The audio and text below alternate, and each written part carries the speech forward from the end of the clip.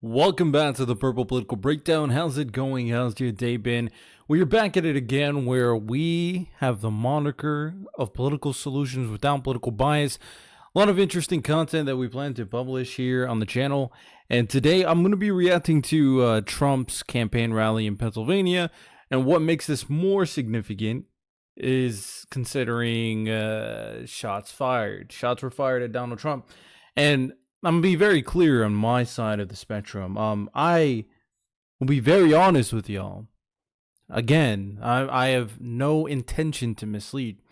Donald Trump is the worst candidate to become president. That's what I honestly believe. And I'll have a conversation with everybody in the comment section regarding that. But I won't go out of my way to say that, we should assassinate Donald Trump. That would be crazy. But with everything that just happened, what is my expectation afterwards? Well, very simple. Democrats are going to get blamed. Joe Biden's going to get blamed. And some Trump conspiracy theorists, Trump supporter conspiracy theorists, are going to say that the Democrats are trying to get rid of Trump. So we'll see how everything kind of plays out. But this, in my opinion, basically confirms that Donald Trump's going to win. So the next 4 to 5 years, we'll see what happens. But let's watch this. Let's see if he says anything of substance. I wish the fake news back there would show it. I wish they'd spin their cameras and show it, because nobody would believe it. Spin their...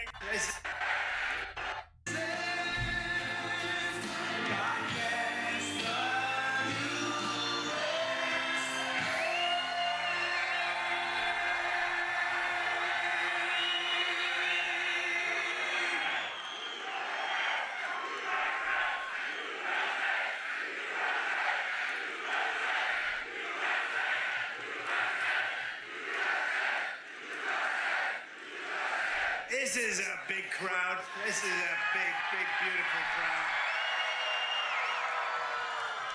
I wish the fake news back there would show it. I wish they'd spin their cameras and show it, because nobody would believe it. I mean, they're showing it right now. Are they not? You know, the other day, Biden was saying, I've got big crowds, meaning him. He gets big crowds. He doesn't know what a big... And there were like 93 people there.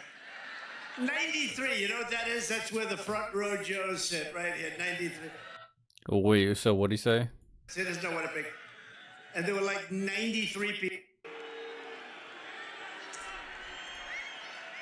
You know, the other day, Biden was saying, I've got big crowds, meaning him. He gets big crowds. He doesn't know what a big... And there were like 93 people there.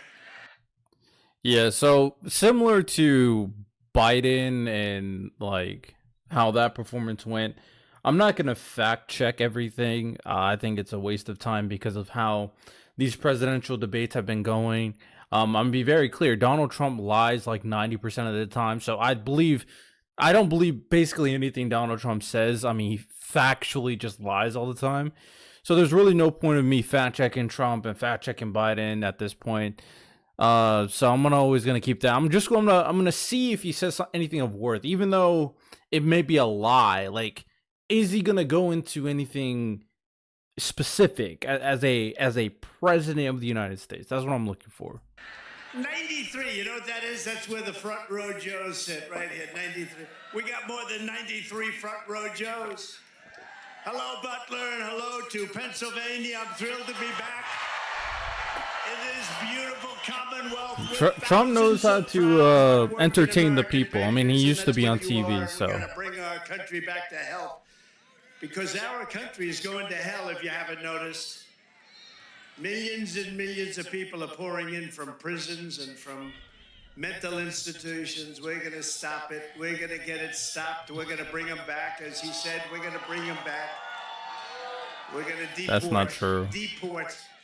With the help of everyone here tonight, we're going to win Pennsylvania this November. We're going to defeat crooked Joe Biden and laughing Kamala Harris. And we're going to take back the White House, and we're going to take back our country. We're going to take it back. Okay. Our country's been stolen from us. He loves his quippy lines, man. Donald Trump, if anything, he is great with his quippy lines. Crooked Biden and laughing Kamala, laughing Harris. Like he's always trying to. He's always trying something. Which whatever catches on, merch is gonna be sold. I wonder. I am curious for merch that is sold based off Donald Trump slogans. Where does that funds go? Like, does he profit from all those quippy lines that he says? I am genuinely curious. I have no idea. I probably could look that up, but I'm not going to do it right now. You see that? It's the greatest, one of the greatest crimes is what they've done over 4 years and hiding what the obvious facts are, isn't it, huh? Isn't it a shame? Hiding the facts. You run for the President of the United States from a basement, What? All very dishonest stuff, but you know, we're going to have the greatest election. I tell you what, we did fantastically in 2016. We did much better in 2020. You know, we did much better. And it was rigged. It was a rigged deal, but we did much better. But it's nothing compared to the enthusiasm all over. So he hasn't changed his rhetoric at all regarding it being a rigged election in 2020. Like, for me, I don't understand how people can no, I'm just proceed. But not just in Pennsylvania, all over. Proceed. There's nothing compared to the enthusiasm that we've seen over the last year. Because I mean, a year. Think of it, year and a half ago. Maybe to be fair, what I watch when it comes to Joe Biden, I watched a press conference. So there's like questions and answers. Maybe like campaign rallies is all about like filibustering, hyping yourself up, tearing down the other side. Maybe that's just how it is. I really got into like the election process like recently, so you know I'm learning with y'all. I mean, I'm hearing what he says. I understand a lot. I'm a pretty smart guy, but maybe this is just how things go. I did watch a whole presidential debate of Obama and McCain. That's on my YouTube channel. Go check it out. And that the sophistication behind that debate was so good. I mean, I wonder how those were. It really started from immediately after the election. You want to know the truth, but how did we let we were seeing how to go crowds of down people now? desperate to have rallies, desperate to have anything to take back our country, and we're going to take it back. Next week, the Republican Party will hold its convention in Milwaukee, Wisconsin, and 5 days from now, we will officially accept the Republican nomination for President of the United States. Right? And we're going to get... Yeah, I'll be watching that convention. I'm curious to see if anything. Maybe he's going to talk about his policy and all that stuff. That's what I want to hear from Trump. I want to hear his policy. I guarantee, Republican or Democrat doesn't really matter as of right now for me at this point, because that's not what's winning votes. Unfortunately, not policy. Policy is not winning votes. So I want to see like if he actually says something though. Got a good senator, I'll tell you. You have a real stiff right now in office. He's a stiff. You know, your current senator, I never met him. I don't think I've ever met him. I was only there 4 years, but I don't think I ever met him. I'll tell you, that's your senator. He votes with Biden or whoever happens to be furthest left. We got to get him elected. McCormick. We got to get McCormick. Press McCormick. He's a good man, too. He's a valiant fighter. He's a great, great gentleman. So we're going to bring him up for it. Can we bring him up for a couple of minutes later? A little bit later. All right. You get ready, McCormick. You get ready. I'll get you up here. The world will see a vibrant Republican Party that is bigger, stronger.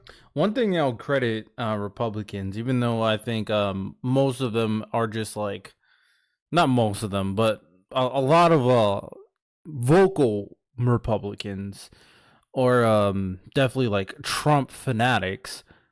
One thing I will credit them is there's a certain level of unification, a certain level of unity that I'm seeing from the Republican Party that I don't see from the Democratic Party.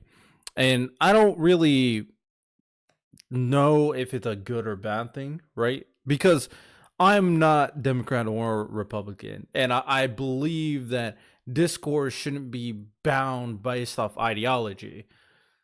So this unification,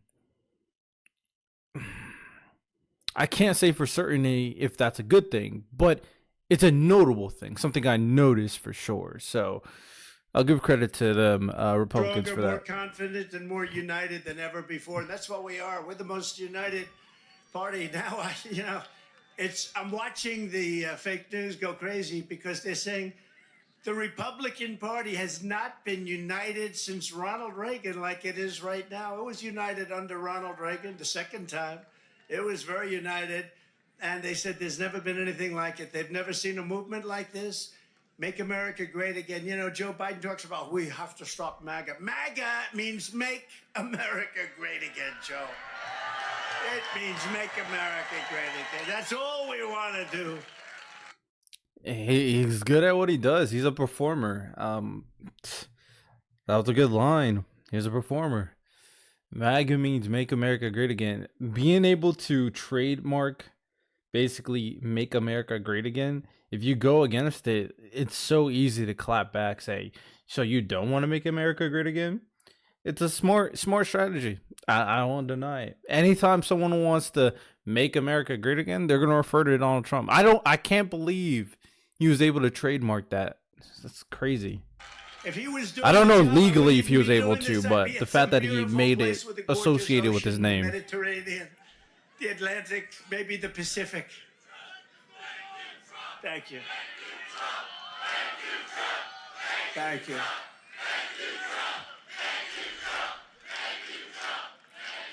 Instead, I'm here with you fighting like hell to get a senator elected and to make sure we take back the White House, because if we do, we're going to make America better than ever before. We're going to make it.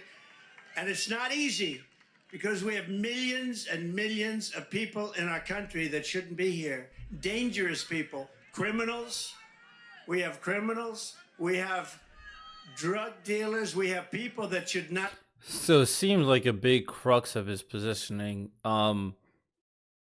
is which is probably Donald Trump's strongest, like, what I say is he's not really saying a policy, but more so narrative. His strongest narrative is against immigration because it's blatant, like you can see it because immigrants are coming in the country, illegals, of course. So your strongest case 100% is immigration, especially due to the fentanyl crisis that took place under Biden's watch. So not be here, and it's much tougher than if it happened. We had the strongest border ever in recorded history. We had the best border. In fact, if they could that's ever not put true. up a chart, I don't know if they can do it. Do you guys have? Having the strongest border ever, Donald Trump is lying about that. One thing that he will get credit for by default is that he was able to shut down the border completely because of COVID. But yeah, that's not true. Access to that chart that I love so much. You don't mind if I go off teleprompter, do you? Because these teleprompters are so damn boring. I try and explain that. Oh, there's a wow. You guys are doing it. They're getting better with time. My guys, take a look at that chart. Take a look at the arrow on the bottom. See the big red arrow? Can I see it? I can't see it. So that's when I left office. That was the lowest point, and that comes right from the government services, comes right out of Border Patrol. Take a look at that. So that arrow is the lowest amount of illegal immigration ever in recorded history into our country. And then it's so funny, but I can't be surprised, and I shouldn't be surprised. The average person doesn't know anything about politics, so I'm gonna try to explain this very simple to people who don't know, and try to resonate this point across. The lowest amount of illegal immigration from Donald Trump, from whatever he's looking at, more than likely had everything to do with being able to shut down the border through the COVID pandemic. Nobody was able to get into the country. So he used the pandemic as a tool to shut down our borders. Not only our southern border, but also our northern border. And people coming in the country from other countries, especially like Arabian countries with like the Muslim ban, for example. So the worst president in the history of our country took over. And look what happened to our country. Probably 20 million people. And you know, 20 million people. Did 20 million people come to the United States illegally? Illegally, I don't think so. Also, like the one, what was it, Title 42, Title 46, something like that. When that was up, man, they were at the border, man. They were at the border. That's a little bit old, that chart. That chart's a couple of months old, and if you want to really see something that said. So, I muted it because that's when the shots were fired. What is very interesting to me in this situation is she is recording. Like, look at her. She right here, she's recording him getting shot at. So she's like not phased at all, and she's recording. The people, I don't know how far the people behind are from Trump, but a lot of them are like concerned, but are not like as panicky. Like, he looks like he's chilling. I don't know, maybe I'm like, I feel like they would be more reactive. Look, like, she is just recording. this she's just recording. She is not phased at all. Like, the Secret Service was on it, but it's just odd to me how that person was just recording like that.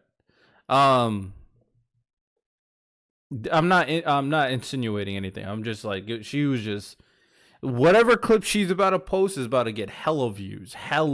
But that's all we got for today. I mean, Donald Trump didn't say anything, but his biggest point that he's going to be talking about is definitely immigration. And now that he's survived a shooting, I fully expect them to blame Biden, to blame the Democrats, to blame the institutions. That's what Trump does. He's going to blame the country for trying to assassinate him. Continuing his rhetoric to destroy our country, basically. And then he's going to be deemed like a survivor, and he's going to get a lot of brownie points from it, and he's going to use that to his benefit to win the election. So with Biden getting clips made from him from like one or two mistakes, I watched the full press conference that is on my channel. The entire press conference, for the most part, was Joe Biden performed pretty well. It's just one or two clips. That's the only thing getting posted. So with one or two clips getting posted, Donald Trump's going to be looked like as a survivor. Nobody cares about policy. Donald Trump is going to win. Donald Trump is going to win the presidency. So the next 45 years, I need to start getting prepared for a Donald Trump presidency. And I might make a video later on kind of explaining my worries of what will happen when Donald Trump becomes president. So we will see, but hope you guys enjoyed. Of course, like and subscribe. We'll have more content of like a lot of interesting and important conversations that need to be had. And stay tuned for what we got in store. We're almost at 500 subscribers. That's the aim. That's the goal for right now, so we can get monetized. And then I could put a lot more intricate stuff moving forward, just as we grow as a platform, right? I had my podcast, a lot of great guests. I'm going to bring back the podcast in the future, but I want to grow this platform, make it a solidified space. So in order for us to do that, I'm going to need your support. So appreciate y'all. You have a good one. Take care and peace.